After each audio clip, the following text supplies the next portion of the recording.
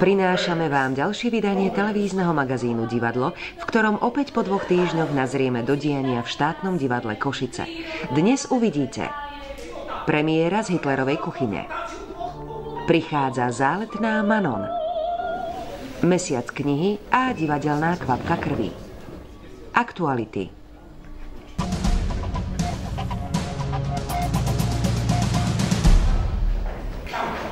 Úspešnú premiéru má za sebou kabaretné predstavenie Arnošta Goldflama Doma u Hitlerovcov Historky z kuchyne.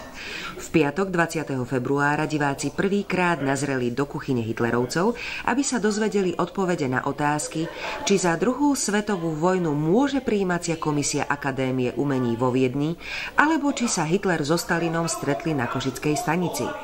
Pripomenutie tragických udalostí síce bolo plné irónie a ostrého humoru, ale nútilo aj k zamysleniu.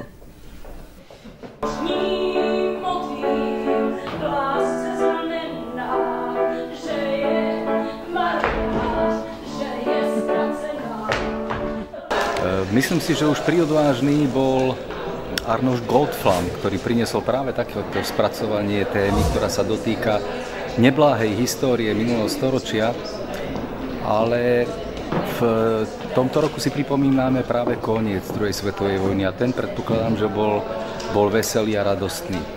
Možno, že toto veselšie, povedzme ironické, satirické, humoristické spracovanie, niekedy veľmi ostrý humor, ktorý sa objavuje v tejto našej hre, je na jednej strane odvážne, ale na druhej strane si myslím, že humor a vtip lieči a že možno, že pomôžeme vyliečiť aj mnohé úvahy o podobných chorých plánoch, ktoré sa možno objavujú aj v súčasnosti. Čiže pripomíname si 70. výročie konca druhej svetovej vojny práve inscenáciou Arnošta Goldflama Historky z kuchyne alebo Doma u Hitlerovcov. Verím, že sa to divákom bude páčiť. Dnešní diváci ukázali, že sa vedia aj takýmto spôsobom pozrieť na históriu s istým pocitom odstupu, možno s istým pocitom oslobodenia sa a verím, že aj iní diváci takto budú chodiť na toto predstavenie a budú na jednej strane poznávať históriu a na druhej strane sa oslobodzovať a možno aj odsudzovať takéto niečo. Katica, kalboj vagón. Môže dňa videli, koho dozria, kalendár zakroje tento list. K novým priklúčeniam zvýši drúzia, aj pri dávkach chodu mašinist. No tak myslím si, že táto téma je, keďže už istý čas ubehol a ľudia vedia, o čom to v skutočnosti bolo. Myslím si, že je to jedna z dôležitých ciest, ako sa s týmto si to pripomenúť a vyrovnať sa s tým a presne, že ten humor, čo už človeku ostáva, lebo človek bez humoru nemôže ísť ďalej. A celkovo by som povedal, že táto inscenácia bola kvalitná. Naozaj ten text bol výborný a herci odviedli naozaj veľmi poctivú prácu. A bolo vidno, že aj pani režisérka si vedela, že čo chce urobiť a myslím, že to, čo chcela urobiť, aj urobila. A myslím, že naozaj zdarne.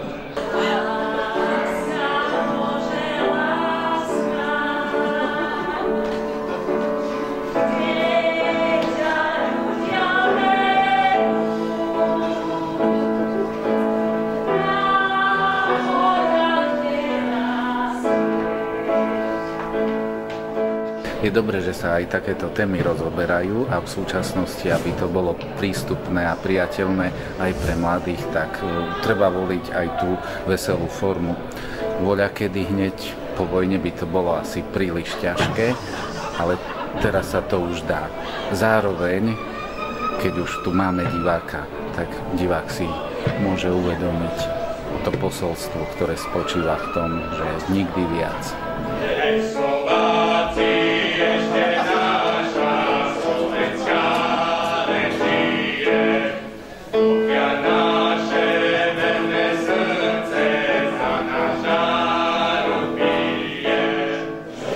Keď je človek po premiére, tak príde taký ten pocit uvoľnenia, takého opadnutia všetkého, stresu, vzrušenia celej tej pracovnej, rýchlej atmosféry, najmä tých posledných pár dní. A človeka veľmi teší, ak celá práca, celých tých 6 týždňov, ktoré sme skúšali, tak prebiehali v úplne pokojnej atmosfére s úžasnou pani režisérkou, s úžasnou dramaturgičkou, s úžasným štábom. Tak človek sa veľa naučil, zoznámil sa s novými ľuďmi, naozaj spolupracovalo sa výborne a hlavne pani režisérka bola pre mňa aj veľmi poučná.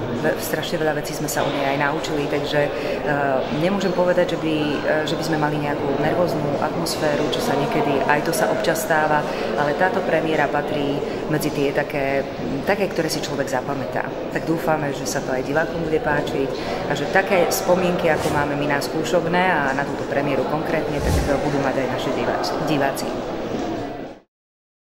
Milujem ľudí, čo ma oklopujú. Zbožňujem bunker, kde mám božský kľud.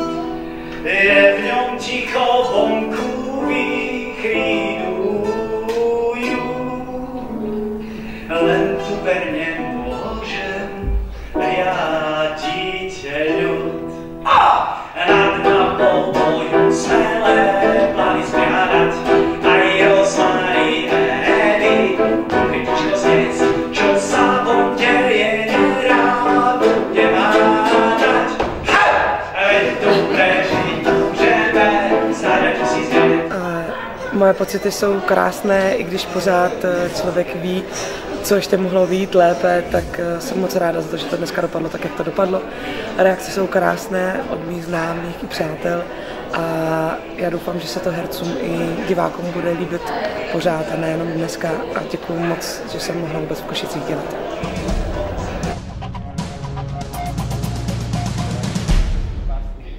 V skúšobniach a na javisku divadla vrcholia v týchto dňoch prípravy druhej tohtoročnej premiéry operného súboru. V piatok 13. marca sa po viac ako 20 rokoch vráti na javisko jedna z najhranejších opier svetového repertoáru Manon Lescaut z pera geniálneho talianskeho skladateľa Giacomo Pucciniho. Príbeh o záletnej krásavici, ktorá si neskrývane užíva život plnými dúškami a necháva sa unášať vlastným osudom, ktorý ju nakoniec dostihne samú a opustenú, režíne pripravuje Peter Gábor, hudobné naštudovanie má na starosti Marián Lejava. Samozrejme, že mal som možnosť vidieť alebo sledovať rôzne inscenácie, nielen konkrétne Pucciniho, Manon. A tie režijné výpovede a koncepcie sú skutočne veľmi, veľmi rôznorodé.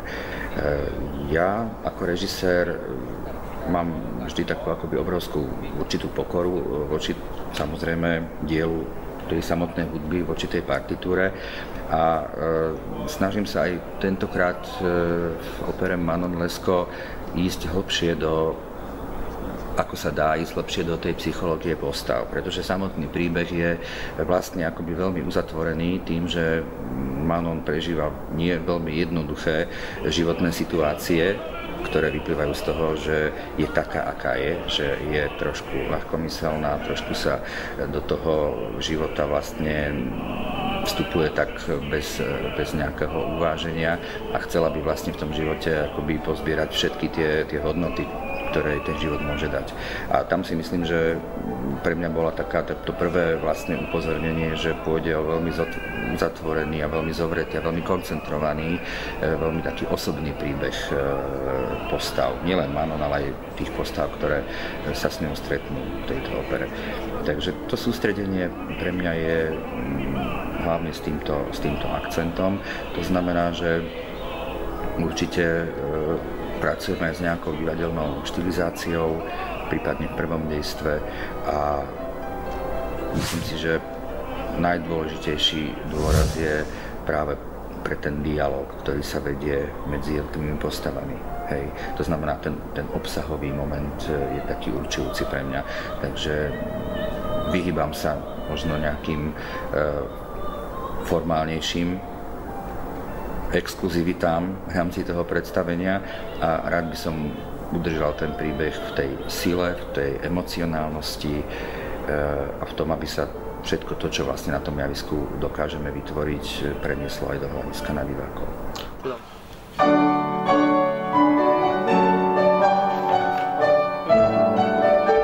Hudba Manon Lescaut je vášnivá, tak ako celý Puccini, ale čo je dôležité, je, že je to vlastne prvá opera, v ktorej pred publikum, alebo teda pred nás vystupuje už zrelý Puccini.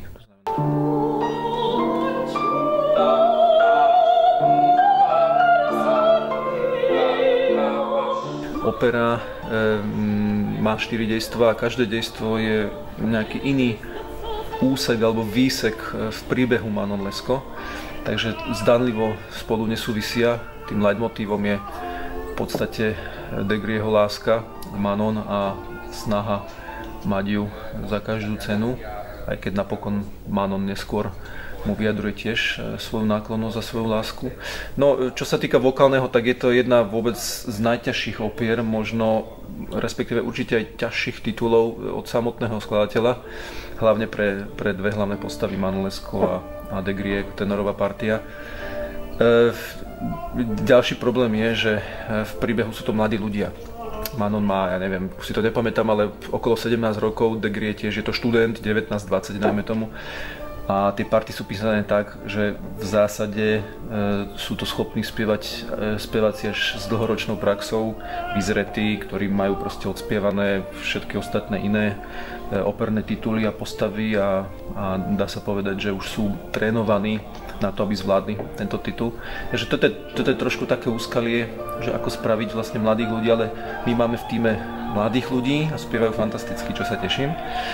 Takže toto je zvládnuté. No a orchester je známe, že Puccini, jedna vlastne z vecí, čím je Puccini Puccinim a prečo sa hrá dodnes a bude sa hrať až, dá sa povedať, že do konca civilizácie, je to, že on šťastne sklbil tú taliansku melodičnosť alebo cit pre klenutú melódiu s orchestrálnym myslením, ktoré je bližšie skôr skladateľom nemeckej provenencie, dajme tomu Wagner, Richard Strauss neskôr.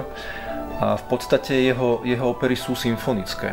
Orchester je traktovaný dosť symfonicky, veľmi často, a nie sú to len intermedza alebo nejaké medzihry v rámci opery, ale vôbec spôsob, akým pracuje s orchestrom, čo v zásade je trošku nový rozmer. To znamená, orchester už nie je iba pasívnym sprievodcom solistov, ale častokrát je aktívnym v zmysle aj nejakých anticipácií hudobných, a teda nesie leitmotívy, čo je v podstate tiež taký wagnerovský prvok.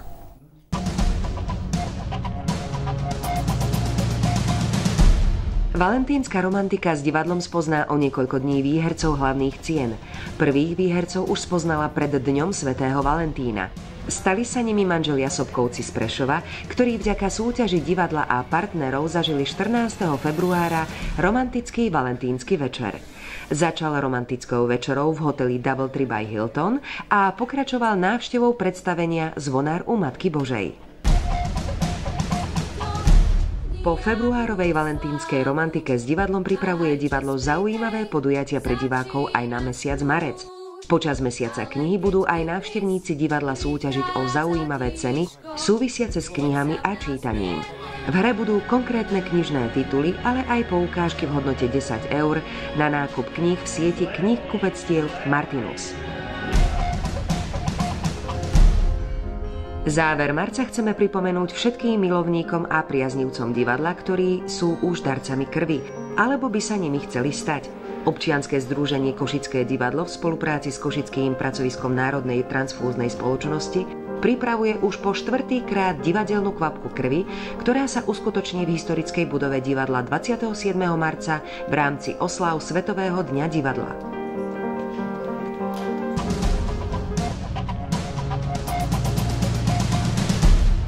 Občianske združenie Košické divadlo sa obracia na svojich priaznivcov s prosbou na poukázanie 2% dane z príjmu. Združenie vzniklo v roku 2007 ako právny subjekt, ktorý svoju činnosť rozvíja na základe partnerských vzťahov so štátnym divadlom Košice. Pomôžte Košickému divadlu rozvíjať jeho aktivity, medzi ktoré patrí napríklad aj Festival divadiel Strednej Európy, či príprava, či uvedenie hry Karola Horáka Svedectvo krvi.